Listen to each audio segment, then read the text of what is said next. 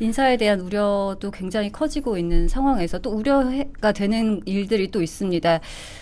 국회 법사위에서 추미애 의원과 나경원 의원이 정면으로 맞붙으면서 회의장이 아수라장이 됐습니다. 네. 모두 영상을 보셨나요? 지금 한번 영상을 예, 어제 한번. 하루 종일 열심히 봤습니다. 네, 저희도 한번 준비를 했으니까 함께 보시죠. 조선은 가만히 앉아있어. 조선은 가만히 앉아있어. 아무것도 모르면서 앉아있어.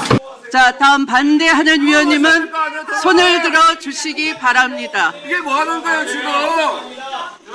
토론해야 될 거 아니야 토론을. 자, 손을 내려 주십시오. 네. 아, 왜 발언을 못하게 발언? 의사일정 제1항 검찰개혁 공청회. 네. 왜 조선한테 모욕감 끼치게 말합니까? 사과하세요. 조선 의원 말하지 말라고 하니까 사과하세요. 좀 조용히 하세요 좀. 아니 지금 토론하잖아요. 정말 법사위 와서 보니까 이게 국회인가 하는 생각이 듭니다. 국회는 의제 외 발언을 하시면 안 됩니다. 이야기를 시작하려면 이것도 위원 발언권을 침해하시는 겁니다. 이렇게 보세요. 국회법에. 국회법 60조에 보면은 위원은 위원회에서 의제에 대해서 횟수 및 시간에 제한 없이 발언할 수 있다고 되어 있습니다. 의제에 대한 이야기를 하면 요 검찰청 얘기를 바로 들어가야 됩니까? 그러니까 제가 말씀하신 거 좀 들어보십시오. 저는 사실은 그래도 추미애 위원장께서 육선 의원이시고 또 지난번에 국회의장도 하시려고 했고 의회에 대한 이해가 깊다고 생각을 합니다. 전 지금 의회 민주주의가 이렇게 무너지는 것에 대해서 너무나 안타깝게 생각합니다. 네, 영상 함께 보셨는데 네. 어떻게 보셨나요? 어제 너무 인상 깊고 감동적으로 봤습니다. 드디어 국민의힘이 이제 전투력이 돌아왔다. 이제 우리도 싸울 수 있다. 우리도 합치면 된다. 이런 생각이 들었고요. 나경원 의원이 이제 간사로 오신 겁니다. 법사위에 사보임이 돼서 들어왔고 그 다음에 이제 간사로 어제 이제 추인이 돼야 되는데 간사를 추인권을 올리기로 했었는데 그거를 아침에 뺀 겁니다. 전날 간사라는 자리가 했다가 굉장히 중요하잖아요. 예, 그렇죠? 빼버린 겁니다. 그래서 간사를 너를 못 해주겠다 우리는. 왜냐면 어떻게 될지 자기들도 느낌이 오거든요. 근데 어제 이렇게 큰 소리가 나고 얘기도 하고 곽규택 의원이 어제 엄청나게 크게 싸우고 했는데 곽규택 의원이 저 정도로 얘기 크게 하시는 분이 아니거든요. 사실은 굉장히 부드럽고 유머가 있으신 분이세요. 근데 곽규택 의원이 저렇게 할 수 있었던 이유는 뒤에 나경원 의원이 계셨기 때문이거든요. 그래서 저는 이번 어제의 진짜 모습은 나경원의 재발견, 정말 이 당을 이끌 수 있는 인물이 다시 우리 사라진 줄 알았고 장동혁 대표밖에 없었나 이런 생각을 했다가 나경원 의원도 있었구나, 우리 당대표감이 또 있었구나. 예전에 원희룡 대표님 그 장관님도 나오셨었거든요. 나경원 의원님이랑 그때 전당대회 때 참 아쉬웠는데 그때 사람들의 생각을 다시 불러일으켜 준 거죠. 그래서 우리도 이렇게 열심히 싸울 수 있는 사람이 있었고 가장 중요한 거는 국회 운영은 아까 말씀드린 대로 국회의장은 누구의 시시비리를 가리면 안 되고 공정하게 기회를 줘야 되는 거거든요. 국민의 의견이기 때문에. 근데 그거를 뭉개트린 겁니다. 법사위부터. 원래 법사위의 위원장, 그 상임위원장은 국민의힘이 가져가야 되는 거였어요. 국회의장을 가져갔기 때문에. 근데 그래야지만 균형이 맞아서 합의라는 거를 이끌어낼 노력을 하는 거거든요. 근데 법사위원장을 정청래 의원이 함으로써 예전에 계속 발언도 다 막아버리고 내보내버리고 막 이런 식으로 했거든요. 그래서 이번에 그걸 내보내고 너희들이 그렇게 할 수 있다는 거를 막고, 그리고 다행인 건 뭐냐면 추미애 의원이 굉장히 오선을 하신 거죠. 육선을 하신 거죠. 육선을 하신 분이고 국회의장을 도전했다가 떨어지신 분이시잖아요. 사실은 정청래 의원보다 더 경험이 많으신 분이고, 근데 그런 분이 법사위원회에 와가지고 이제 내가 좀 편안하게 할 줄 알았는데 이제 나경원 의원이, 이게 나경원 의원이 할 자리가 아닙니다. 간사는 원래 재선 의원이 그렇죠. 하는 자리고, 국회는 이 하나하나 쌓아가는 그런 경험을 쌓아가는 그런 부분들이 있거든요. 그래서 초선이 이러면 안 된다 이 얘기를 해준 것도, 예전에 민주당의 의원들이 국민의힘 의원들 약 올리면서 초선이 뭐라라 막 이렇게 계속 그랬었어요, 자기들은. 근데 이제 와서는 이제 저렇게 사람을 아주 이상한 쪽으로 몰아가는데 어제 대부분의 그 실시간 유튜브나 이런 것들 보면은 우리 국민의힘 지지자들이 굉장히 시원해하는 장면이었습니다. 어제 저 법사위 장면은요, 우리 잠자고 있던 국민의힘의 야성이 깨어나는 장면이었다라고 대체적으로 평가를 하는 것 같습니다. 이렇게 우리끼리도 단일 대우를 하고 어깨를 부둥켜 안고 손을 맞잡으면 이렇게 당당하게 싸울 수 있는 거예요. 왜 그렇게 못했습니까? 자꾸 우리 안에서 반대기를 내면서 발목 잡고 맞습니다. 우리 안에서 먼저 뭐 사과 계속하자라고 하는 그런 에너지가 있기 때문에 이게 제대로 지금 모아지지 않았다는 거거든요. 근데 이게 어떻게 해서 마련되느냐? 장동혁 당대표란 인물이 나옴으로 인해 가지고 단일 대우를 이루면서 에너지가 한 곳을 바라보고 우리가 싸울 수 있는 그런 계기가 마련됐다라고 이건 분명히 짚고 넘어가야 된다라고 말씀드리고요. 어제 저 상황이 왜 생겼는가? 그게 좀 더 중요한 것 같아요. 그러니까 초선 의원 가만히 있어. 이거는 민주당에서 하는 프레임 공격인 거고 저 상황이 굉장히 무도하고 부당합니다.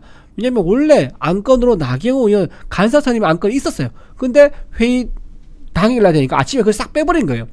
당일 항의할 수밖에 없죠. 토론하고. 근데 그걸 막무가내로 강행하니까 거기서 고성이 오가는데 그 민주당 쪽에서 뭐 모르는 초선 의원들 목소리가 크게 얘기하니까 지금 경험 많고 의사 진행 절차도 잘 아는 그런 의원들이 얘기하고 있으니까 좀 가만히 있어라. 우리끼리 지금 협의하고 있는 중이 아니냐라고 말을 한 건데 그걸 가지고 말꼬투 잡는 거. 이거는 굉장히 잘못됐다. 민주당의 악의적인 프레임이다라고 말씀을 드리고 저렇게 한 이유가 뭘까? 나경원 의원은 저렇게 기어코 간사에 앉히지 않으려고 하는 이유가 뭘까?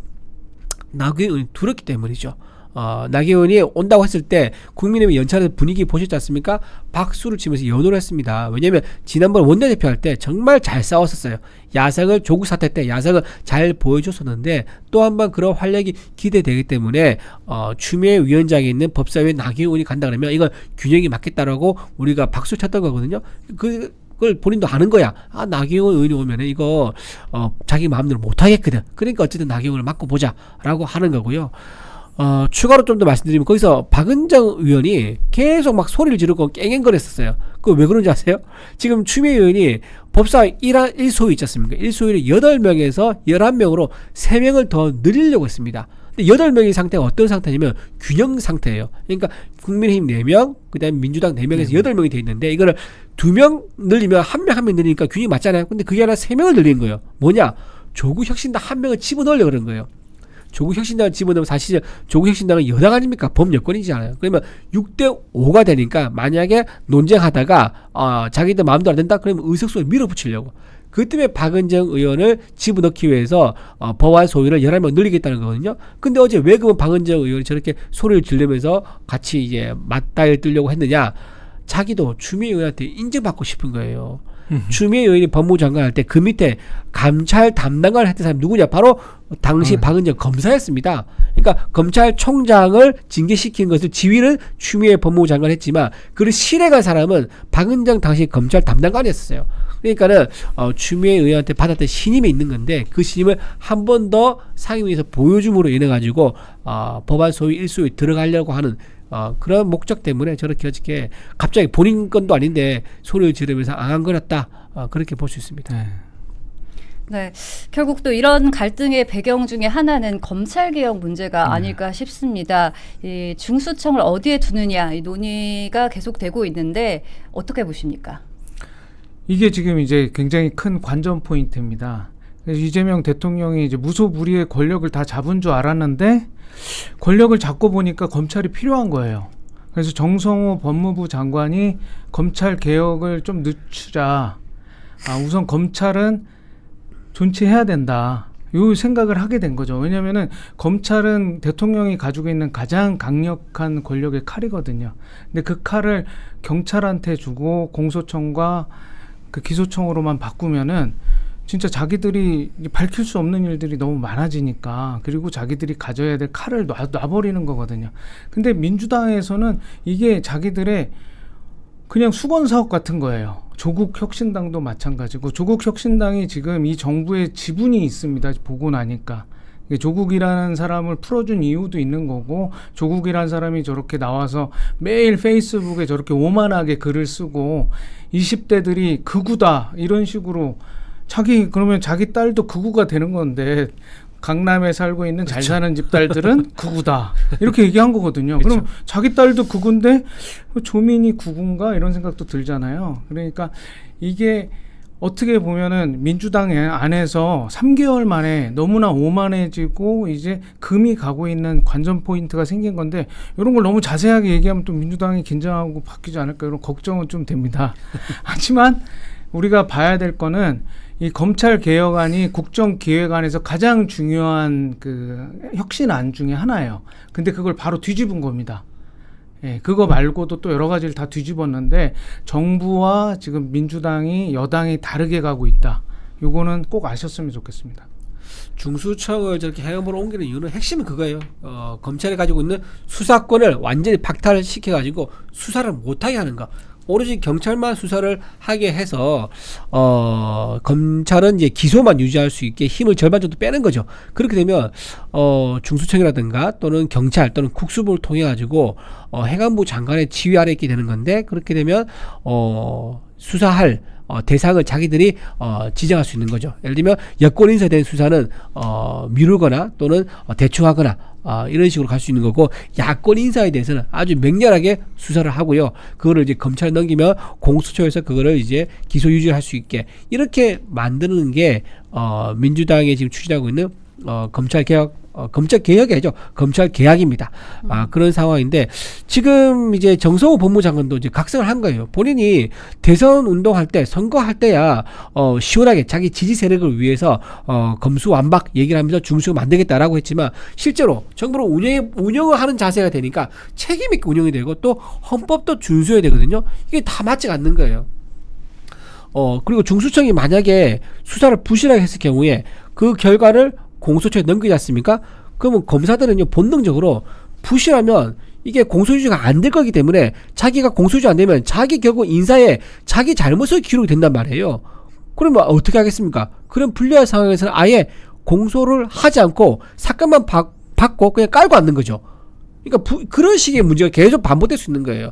자기가 자신이 있어야지 사건에 대해서 확실하게 이건 유죄다 아니다 이런 확신이 들어야지 공소 유지를 하면서 기소할 수 있는데 경찰에서 나이브하게 아무래도 공소 유지할 수 있는 수사 기술이나 노하우는 검사가 더 높지 않습니까? 그러면 어느 정도는 경찰에 했던 거를 보완을 할 수 있는 그런 권한을 줘야 되는데 러프하게 수사 결과를 가져와도 그거를 야 무조건 공소 유지를 해라고 해버리면 검사가 기소하지 않고 깔고 앉으면서 더 큰 부작용이 생길 수 있는 문제 이런 문제를 정성호 법무장관이 아는 거예요. 그래서 이거를 일부 수사를 보완할 수 있는 권한을 주자라고 얘기 나왔더니 또 이문정 동부지검장이 나서가지고 뭐 검찰한테 자각됐다는 등 또 뭐 검찰에 오적이 있다는 등 그것도 그런 얘기를 하지 않습니까? 지금 일단은 법치주의 또는 헌법 이런 건 중요하지 않아요. 그냥 야권을 조질 수 있고 여권은 노타치하는 그런 수사기관을 만드는 거 이거밖에 없기 때문에 지금 이렇게 무리해서 이제 그 추석 전이죠. 추석 전까지 밀어붙이겠다 그런 상황인 겁니다. 네, 정말 걱정할 것이 정말 태산같이 많은 상황인 것 같습니다. 또 아까 전에도 말씀하셨듯이 오늘 또 국민의힘 원내대표실에 대한 압수수색이 있었는데 어떠셨나요? 제가 거기 네. 그 자리에서 지금 계속 저도 앉아가지고 시위를 계속 했었는데요. 지금 굉장히 심각한 상황입니다. 어제 이미 국회 사무처랑은 합의를 본 것 같아요. 말씀하신 대로 이미 소통을 하고 있는 거고 그거는 국회와 지금 행정부와 사법부가 원래 상권 분립이 돼야 되는 상황에서 지금 상권 일치를 가지고 있는 무슨 신성 정부도 아니고 그렇게 된 상황이고요. 국회의원들을 계속 사찰을 한 겁니다. 사진을 막 찍길래 와서 따졌더니 이게 누가 시킨 거예요. 근데 누가 시켰는지 대답을 못 해요. 그래서 사무총장을 오라고 그래서 사무총장하고 대화를 했는데 사무총장도 대화를 어떻게 하는지 횡설수설하는 겁니다. 그러니까 국회의장이 분명히 한 것 같긴 한데 이 국회의장이라고 얘기를 할 수는 없고 그런 상황이고 특검에서는 나왔는데 특검에서 또 이게 왜 나온지를 모르겠는 거예요. 어제도 왜 나왔는지를 모르고 어떤 이유로 그래서 지금 이제 우리 장동혁 대표님은 이제 선언을 한 겁니다. 내란은 이미 종식이 다 된 거 끝난 거고 이거는 이제 너희들은 잠 못 잘 일밖에 없을 것이다. 이렇게 오늘 선언을 하셨거든요. 너희들은 이제 수사할 게 없는 것이다. 없기 때문에 지금 와서 분탕만 치고 있는 거라는 거를 분명히 알고 터널의 끝은 오늘 보였다. 이렇게 얘기를 한 겁니다. 정말 안타까운 게 특검이 지금 한 개가 아니지 않습니까? 3개지 않습니까? 3개고 거기에 들어간 검사들이 수백 명이 지금 들어가 있잖아요. 수백 명 들어가서 어제 이제 결국 나온 얘기가 뭐냐면 민생 범죄나 강력 범죄가 늘어난 거. 그리고 그걸 수사 못해는 미제 사건이 30% 이상 늘어난 이 상황. 지금 국민들은 사실 살 수가 없습니다. 오늘 3명을 죽인 칼부림 사건이 대낮에 일어났어요. 관악구에서. 한 명은 그 칼부림 사건을 했던 사람은 지금 큰 부상으로 같이 누워 있고, 근데 그 사람은 살았답니다. 나머지 3명은 죽고. 예. 네. 그러니까 이런 상황이 길거리에서 벌어지고 이재명 대통령이 뭐라고 했습니까? 그 건설 현장뿐만 아니라 산업 현장에서 사람이 다치거나 죽으면은 나한테 즉시 보고를 해라. 대통령이 다 받겠다. 이랬는데 어제만 일어난 산업재해 현장의 중대 재해가 8건이 넘었습니다. 어제만. 그 뉴스에 크게 나온 것만요. 그러면은 이게 대통령이 말함으로써 더 혼란을 일으켰고 그 현장마다 오히려 안전하게 감독할 사람이 줄어들고 있는 거예요. 그리고 이것을 아까 말씀하신 대로 검찰이라는 진짜 엘리트 조직에서 수사를 했을 때와 경찰은 진짜 동네에서 아무나 그냥 그 순찰로 들어왔다가 경찰이 되고 이렇게 지금 3,000명씩 뽑거든요. 어마무시하게 뽑습니다. 지금 1년에 뽑는 인원이 정경이 없기 때문에 지금 너무 많은 인원을 뽑는데 그 인원을 순환 보직을 시키거든요. 그 순환 보직 시키면서 정확하게 잘하는 베테랑 형사들이 누군가, 그러니까 미국처럼 FBI나 무슨 검찰이 기소를 전문으로 하는 엘리트가 있는 것도 아니고 지금 어떻게 되는 건지도 모르겠고, 근데 이 수많은 검사들을 특검을 또 연장하겠다는 법안을 내지 않습니까? 저는 안보 얘기도 해서 잠을 못 이룬다고 할머니 할아버지들 지금 잠을 못 주무시고 저한테 매일 전화 오시거든요. 나 잠을 못 자겠다고, 대발 어떻게 해야 돼 막 들고, 제 나이 또래 40, 50들은 이민을 지금 생각을 많이 합니다. 그리고 20, 30들은 지금 너무나 미칠 것 같은 상황에서 이 중대재해처벌법 뭐 이런 걸로 하면은 자기들 취업할 일자리가 줄잖아요. 그리고 미국에 지금 일자리를 수십만 개를 보내고 있지 않습니까? 이런 상황에서 좀 아득하기만 한데 오늘 있었던 진짜 압수수색은 그것의 최고 방점이라고 보시면 됩니다. 국회 역사상 이런 일이 없었다고 그럽니다. 원내 대표실은 어떠냐면, 원내 행정국과 원내 대표실은 우리 당은 아시겠지만 국민의힘 보수정당은 원내 중심 정당이에요. 원내 중심 정당이라 국회의원들이 당무와 그 국정을 거의 얘기를 다 하거든요. 저희 같은 원외위원장들은 지역을 지킬 뿐이고 당직도 많이 못 받습니다. 이 당이 좀 그런 형태로 돌아왔는데, 그래서 원내 대표와 원내 행정국의 모든 정보가 다 들어있습니다. 그리고 앞으로 국회를 어떻게 운영하고 대여 투쟁을 어떻게 할 것인가 계획이 다 있는데 그걸 다 뒤져보겠다는 겁니다. 그리고 한 달 전에 있었던 그 당사 압수수색은 당원 명부, 네, 당원 명부, 모든 정보, 계좌 정보까지 다 달라고 하는. 그래서 어떤 사람이 누가 당원으로 돼 있는가까지 확인해 보겠다는 정말 말도 안 되는 이제 독재 국가에서나 있을 만한 일이 벌어진 거죠. 특검이 왜 이렇게 무리를 할까 생각해 보면요, 그거 하나밖에 없어요. 성과가 지금 안 나오고 있는 거는 불안감이에요. 성과가 안 나오고, 지금 단적으로 예를 들면요, 교회 압수수색 했지 않습니까? 40일이 넘어가고 있거든요. 아무런 성과가 안 납니다. 보통 압수수색 하고 나면 3, 4일 뒤부터 흘려요. 압수수색 했는데 이런 거 나왔다 저런 거 나왔다 막 브리핑하고 기자한테 살짝 단독 주고 막 이렇게 하는데 40일이 넘어오는데 단 하나도 안 나옵니다. 그러니까 지금 특검은 시간을 흘러가는데 또렷이 성과 내망은 없고, 그러니까 어떻게 하냐, 일단 이미자도 조지자 알아가면서 압수수색 나가가지고 뭔가 혐의가 있는 것처럼 나쁜 이제 프레임을 계속 씌우는 거죠. 그 목적으로 이 거치는 행보를 보이고 있는 거다라고 생각이 들고, 맞습니다. 저는 이렇게 마구잡이로 이렇게 막 휘짓고 다니는 거는 정말 이건 정치 보복 그거 말고는 없다라고 생각하고 이게 전부 다 저는 부메랑으로 반드시 돌아올 것이다. 그리고 이렇게 내년 지방선거까지 노리고 지금 특검 활동 기간 연장했고 또 수사 검찰도 더 증원했지 않습니까? 300억 가까운 추가 비용이 또 들어간다고 합니다. 과연 누구를 위한 것인가? 이거는 우리나라가 국민을 위한 것인지 아니면은 민주당을 위한 정부인 것인지 좀 우리가 매섭게 좀 봐야 된다고 생각합니다. 네.